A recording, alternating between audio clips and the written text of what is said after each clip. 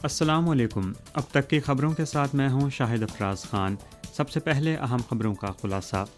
شی جن پنگ سے آسٹریلوی وزیراعظم اور جنوبی افریقہ کے نائب صدر کی ملاقاتیں۔ چین کی جانب سے نیپال کو ہنگامی انسانی امداد کی فراہمی۔ چین کا فلسطین اسرائیل تنازع میں فوری جنگ بندی پر زور۔ اور اب خبریں تفصیل کے ساتھ۔ 6 تاریخ کو چین کے صدر شی جن پنگ سے چین کے سرکاری دورے پر آئے ہوئے آسٹریلیا کے وزیراعظم اینتھونی البنیز نے بیجنگ میں ملاقات کی۔ اس موقع پر شی جن پنگ نے کہا کہ دونوں فریقوں کی مشترکہ کوششوں سے چین اور آسٹریلیا کے مختلف شعبوں میں تبادلے بحال ہو رہے ہیں اور دو طرفہ تعلقات بہتری اور ترقی کے صحیح راستے پر گامزن ہیں۔ چین اور آسٹریلیا کے درمیان مفادات کا کوئی بنیادی ٹکراؤ نہیں ہے اور دونوں ممالک باہمی اعتماد اور باہمی کامیابی کے شراکت دار بن سکتے ہیں جو دونوں ممالک اور دونوں عوام کے مشترکہ مفاد میں ہے۔ شی جن پنگ نے اس بات پر زور دیا کہ چین اور آسٹریلیا کو چین آسٹریلیا فری ٹریڈ ایگریمنٹ کی صلاحیتوں کو بھرپور بروئے کار لاتے ہوئے موسمیاتی تبدیلی اور سبز معیشت سمیت نئے شعبوں میں تعاون کو بڑھانا اور عالمی اور علاقائی آزاد تجارتی نظام کا تحفظ کرنا ہوگا تاکہ دونوں ممالک کے کاروباری اداروں کو سرمایہ کاری اور کام کرنے کا عمدہ ماحول پیدا کیا جا سکے۔ اسی روز چینی صدر شی جن پنگ سے بیجنگ میں دورے پر آئے ہوئے جنوبی افریقہ کے نائب صدر ماسٹل نے بھی ملاقات کی۔ جنرل ایڈمنسٹریشن آف کسٹمز نے 7 تاریخ کو اعلان کیا کہ رواں سال کے پہلے 10 ماہ میں چین کی اشیاء کی تجارت کی کل درآمدی اور برآمدی مالیت 34.32 ٹریلین یوان رہی۔ غیر ملکی تجارت کا آپریشن مستحکم طور پر ترقی کر رہا ہے۔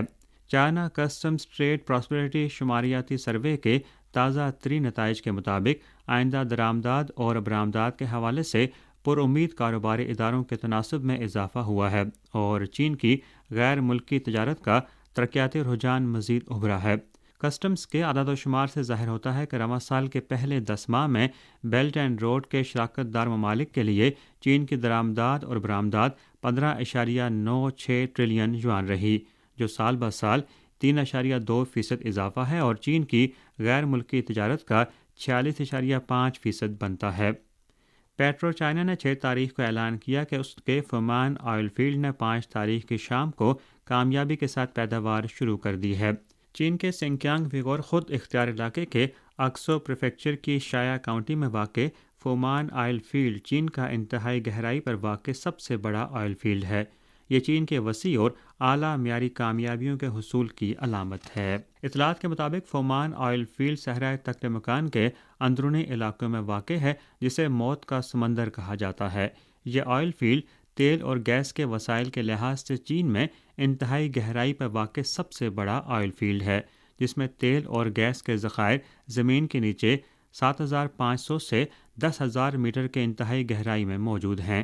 اس آئل فیلڈ میں تیل اور گیس کے وسائل 1 بلین ٹن سے بھی زائد ہیں۔ چھٹی چائنا انٹرنیشنل امپورٹ ایکسپو کی اہم معاون سرگرمی کے طور پر چین یورپ بزنس کانفرنس 6 تاریخ کو منعقد ہوئی۔ موجودہ کانفرنس میں چین اور یورپ سے تقریباً 700 حکومتی اور کاروباری نمائندے شرکت کر رہے ہیں، جنہوں نے مالیاتی خدمات، سبز توانائی اور اعلیٰ درجے کی مینوفیکچرنگ سمیت دیگر شعبوں سے وابستہ ہیں۔ کانفرنس میں جاری ہونے والی تازہ ترین چین یورپ کاروباری اعتماد سروے 2023 کے مطابق 86% یورپی کمپنیاں چین کو سرمایہ کاری کے سر فہرست 5 مقامات کے طور پر دیکھتی ہیں۔ سروے میں شامل 80% سے زائد کمپنیاں منافع میں اضافے کے بارے میں پر امید ہیں۔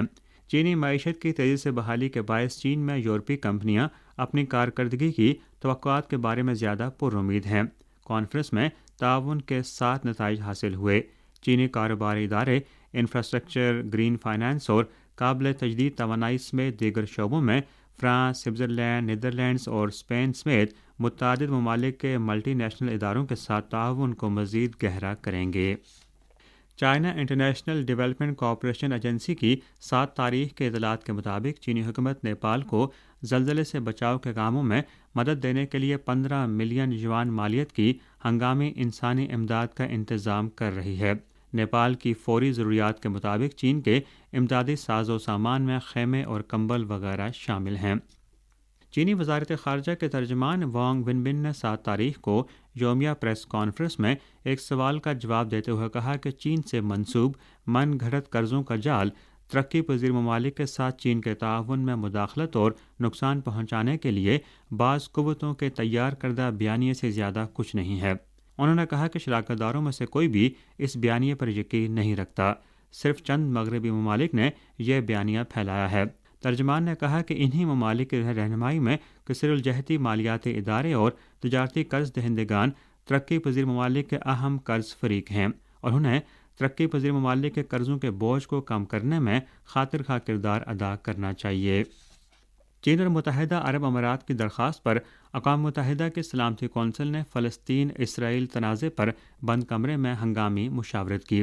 اقوام متحدہ میں چین کے مستقل مندوب چانگ جن نے رواں ماہ کے لیے سلامتی کونسل کے صدر کی حیثیت سے اجلاس کی صدارت کی۔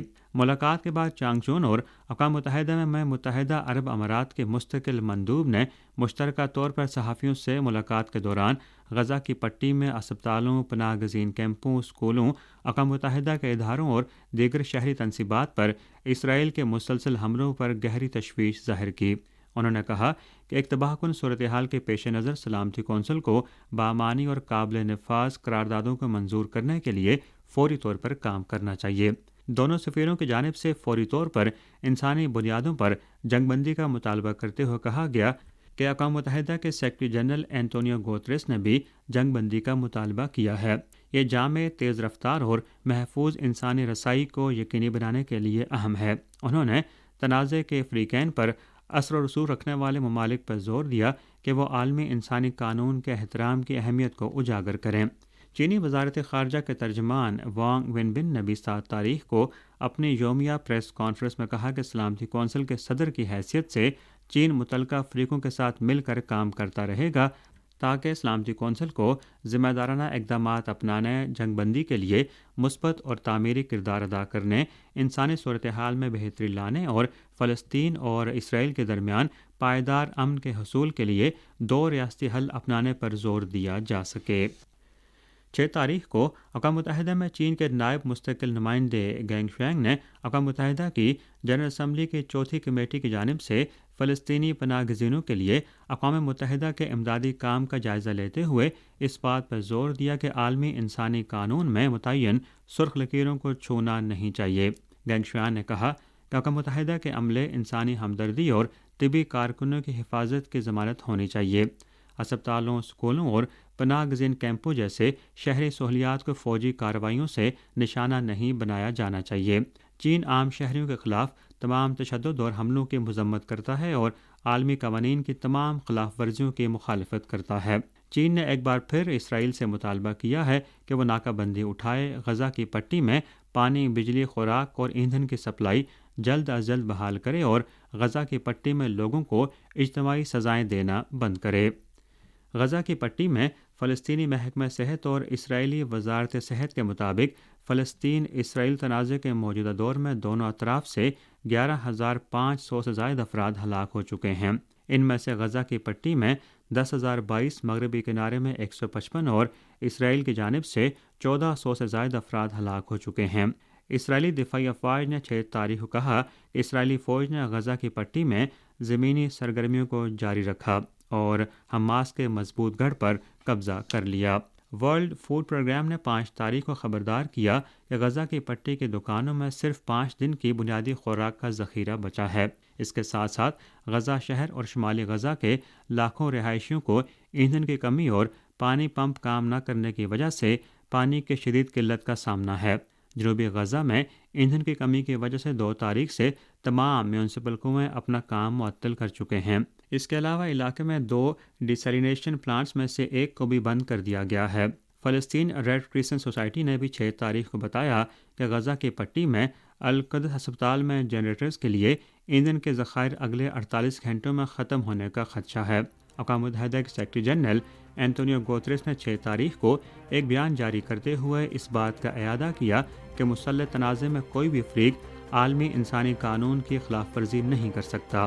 انہوں نے ایک بار پھر اپیل کی کہ فوری طور پر انسانی بنیادوں پر جنگ بندی کی جائے اور غزہ کی صورتحال کے اثرات کے خطے سے باہر پھیلنے کے امکان پر توجہ دی جائے۔ اسی کے ساتھ خبریں ختم ہوئیں۔